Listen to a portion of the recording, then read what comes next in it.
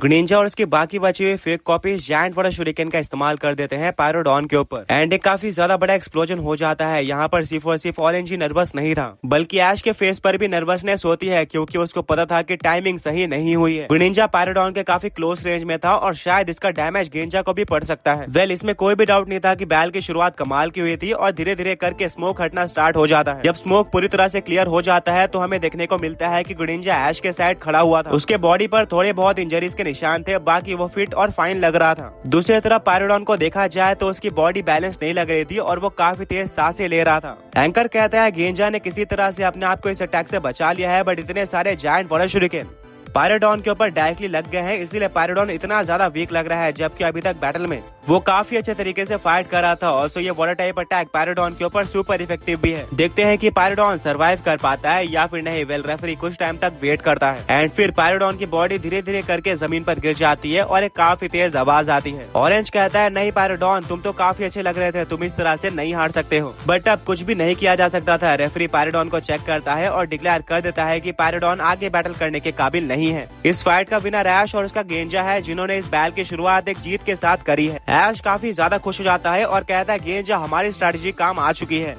वो giant water shuriken सच में कमाल के थे और तुमने उन सारे शूरिकेन को क्लोज रेंज में भी डॉज कर लिया। तुम एक अमेजिंग पोकेमॉन हो। ग्रेनिंजा ऐश की तरफ देखता है और अपना सर हिलाता है। उसने ऐश को दोबारा से एक काफी ज्यादा मुश्किल सिचुएशन से बाहर निकाल दिया था। वेल अब ऑरेंज अपने पायरोडॉन को पोकेबॉल के अंदर वापस लेता है एंड कहता है कि तुमने अच्छा ट्राई किया। मोस्ट ऑफ द बैटल में तुम आगे थे पर लास्ट में ग्रेनिंजा ने पूरी बैटल पलट दी। वेल अब आराम करो। दूसरी तरफ से ऐश कचम भी अपने ग्रेनिंजा को पोकेबॉल के अंदर वापस ले लेता है। जबकि ग्रेनिंजा इतने अच्छे तरीके से फाइट करा था। मिस्टी कहती है ब्रॉक क्या तुम्हें पता है कि ऐश ने ग्रेनिंजा को वापस क्यों लिया? क्या उसने तुम्हें कुछ प्लान्स रिवील किए थे? ब्रॉक कहता है मुझे कोई भी आइडिया नहीं है कि ऐश ने ऐसा क्यों किया है। उसने ऑन द स्पॉट ही कोई स्ट्रेटेजी बनाई होगी। वेल अब ऐश अपने 2 पोकेबॉल्स को एक साथ निकालता है जिसको देखकर सभी लोग शॉक्ड हो जाते हैं और सोच रहे होते हैं कि ऐश एक साथ 2 पोकेबॉल्स का क्या करने वाला है।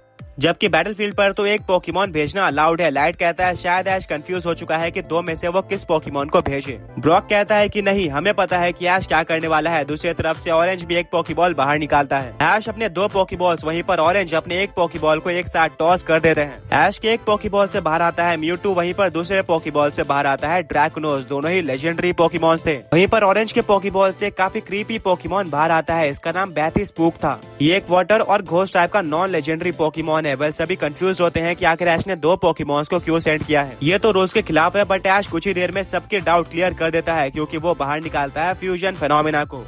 हाँ, इसका मतलब ऐश ने क्लियर कर दिया था कि वो अपने दोनों लेजेंडरी और एक फेनोमेना को इसी टाइम पर इस्तेमाल कर रहा है। ये काफी शॉकिंग फैसला था क्योंकि इसके बाद ऐश कोई लेजेंडरी पोकेमॉन या फिर किसी फेनोमेना को यूज नहीं कर पाएगा। ऐश के ग्रैंडपा कहते हैं कि शायद ऐश शुरुआत में ही आधे से ज्यादा बैटल को खत्म करना चाहता है और मैं ऐश के स्ट्रेटजी को सपोर्ट भी करता हूँ। वेल ऐश फ्यूजन फेनोमेना का इस्तेमाल कर देता है जिससे म्यूटू और ड्रैकुनोस दोनों ही लेजेंडरी पोकेमॉन फ्यूज हो जाते हैं और बन जाते हैं ड्रैको 2। ऑरेंज पूरी तरह से शॉक्ड हो जाता है। उसको भी समझ में नहीं आता है कि ऐश क्या करना चाहता था, पर इतना कंफर्म था कि सारी की सारी ऑडियंस ऐश के ड्रैको 2 को इतने टाइम बाद देखकर खुश हो गई थी। ऐश कहता है कि मैंने कुछ सरप्राइजेस रखे हैं अपने ड्रैको 2 को रिलेटेड जो कि मैं इस फाइट में रिवील करने वाला हूँ। फायर शुरू हो जाती है। ऑरेंज अपने बैथी स्पीक को इस्तेमाल करने के लिए कहता है सर्फ अटैक का। वहीं पर ऐश कहता है कि ड्रैको 2 अभी इस्तेमाल करो साइड स्ट्राइक इग्निशन अटैक का। ये एक ऐसा अटैक था जिसको किसी ने भी कभी भी ड्रैको 2 को इस्तेमाल करते हुए नहीं देखा था। शायद ऐश के ड्रैको 2 ने कुछ नया अटैक सीखे थे। वेल म्यूटू एक काफी ज्यादा बड़े साइड स्ट्राइक को क्रिएट करता है जिसमें ड्रैकुनोस अपने फायर पावर को अनलीश कर देता है और एक बहुत ज्यादा बड़ा स्पीयर बनता है साइकिक और फायर टाइप का, जो कि आगे बढ़ रहा होता है बैथी स्पूक की तरफ। ये काफी ज्यादा स्ट्रॉन्ग था। वहीं पर बैथी स्पूक एक काफी ज्यादा बड़ी लहर को क्रिएट करता है जो कि ड्रैको 2 की तरफ बढ़ रही होती है। दोनों ही स्ट्रॉन्ग अटैक आपस में टकरा जाते हैं, बट यहाँ पर ड्रैको 2 का side strike ignition Surf attack को पूरी तरह से भाप बना देता है और डायरेक्टली बैथी स्पूक पोकेमॉन के ऊपर लग जाता है जिससे एक मैसिव एक्सप्लोजन होता है और चारों तरफ स्मोक फैल जाता है। यह अटैक कमाल का था क्योंकि इसने अपोनेंट पोकेमॉन को कोई भी मौका नहीं दिया था डिफेंस करने का। आगे बढ़ने से पहले पिछले पोकी क्विज के विनर्स ये रहे एंड आज का क्वेश्चन ये है कि ऐश का वो कौन सा इकलौता पोकेमॉन है जिसकी टाइपिंग घोस्ट और पॉइजन टाइप है। धीरे धीरे करके पूरा स्मोक हट जाता है और हमें देखने को मिलता है कि बैथी स्पूक हद से ज्यादा वीक हो गया है। वो भी सिर्फ और सिर्फ एक ही अटैक में वो काफी स्ट्रगल कर रहा होता है। ऐश एक स्माइल देता है और कहता है ड्रैको 2 चलो फाइट को खत्म करते हैं, अभी साया फ्लेम पंच का इस्तेमाल करो। वेल ड्रैको 2 फुल स्पीड के साथ बैथी स्पूक के पास पहुंच जाते हैं और इस्तेमाल करते हैं साया फ्लेम पंच का जो कि डायरेक्टली बैथी स्पूक के हेड पर लगता है और इसी के साथ बैथ स्पूक जमीन पर गिर जाता है। रेफरी बैथ स्पूक को चेक करता है और डिक्लेयर कर देता है कि बैथ स्पूक आगे बैटल करने के काबिल नहीं है। इस फाइट का विनर ड्रैको 2 है। पूरी की पूरी ऑडियंस शॉक हो गए थे क्योंकि फर्स्ट बैटल में ऑरेंज काफी ज्यादा कॉन्फिडेंट और स्ट्रॉन्ग लग रहा था, बट सेकंड बैटल में तो ऐश ने ऑरेंज को पूरी तरह से डिस्ट्रॉय कर दिया था और ये जस्टिफाइड भी था क्योंकि बैथ स्पूक एक नॉन लेजेंडरी पोकेमॉन है। वहीं पर ऐश ने 2 लेजेंडरी पोकेमॉन्स का फ्यूजन का इस्तेमाल किया था। एडवांटेज गेन करने के लिए ऑरेंज काफी ज्यादा नर्वस हो जाता है और वो कहता है बैथ स्पूक पोकेबॉल के अंदर वापस आ जाओ।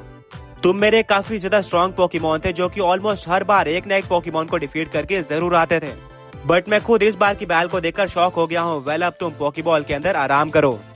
ऑरेंज कहता है कि ऐश ड्रैको 2 के अटैक्स में तो अनबिलीवेबल लेवल की पावर है, मुझे इसको डिफीट करने के लिए कोई ना कोई सोल्यूशन निकालना होगा। वेल अब ऑरेंज अपने नेक्स्ट पोकेबॉल को बाहर निकालता है एंड कहता है कि मैंने तो तुम्हें लास्ट के लिए बचा कर रखा था, बट सिचुएशन ऐसी आ चुकी है कि मुझे तुम्हें भेजना ही होगा। गैलेक्सियन अब तुम्हारी पारी है। जैसे ही गैलेक्सियन बैटलफील्ड पर आता है पूरे के पूरे बैटलफील्ड पर एक स्पार्कल फैल जाता है। ये पोकेमॉन मैजेस्टिक दिख रहा था। ऐश भी हैरान होता है और अपने स्मार्ट पोकेडेक्स को बाहर निकालकर इस पोकेमॉन को चेक करता है, जिससे उसको पता चलता है कि गैलेक्सियन एक ड्रैगन और साइकिक टाइप का लेजेंडरी पोकेमॉन है जो कि काफी ज्यादा स्ट्रॉन्ग माना जाता है। ये पोकेमॉन वर्ल्ड की गैलेक्सी को कंट्रोल करता है एंड इसके पास ऐसे काफी सारे अटैक है जिन्होंने आज भी पोकेमॉन साइंटिस्ट को शॉक करके रखा है। वेल ऑरेंज ने भी अपने फर्स्ट लेजेंडरी पोकेमॉन का इस्तेमाल कर दिया था और ये काफी सॉलिड लग रहा था। डेफिनेटली ड्रैको 2 को एक टफ टक्कर मिलने वाली थी, बट ऐश गैलेक्सियन से फाइट करने के लिए काफी एक्साइटेड होता है। वो कहता है फाइनली ऐसा लग रहा है कि बहुत टाइम बाद एक कमाल के पोकेमॉन से फाइट करने का मौका मिलेगा। आमने सामने 2 सुपर स्ट्रॉन्ग पोकेमॉन थे और फाइनली फाइट शुरू हो जाती है। ऑरेंज अपने गैलेक्सियन को वॉइड कोलैप्स अटैक इस्तेमाल करने के लिए कहता है, वहीं पर ऐश अपने ड्रैको 2 को यूज करने के लिए कहता है मिरेकल नोवा अटैक का। दोनों ये अटैक काफी स्ट्रॉन्ग थे, इसलिए दोनों पोकेमॉन्स को यह अटैक क्रिएट करने में टाइम लगने वाला था।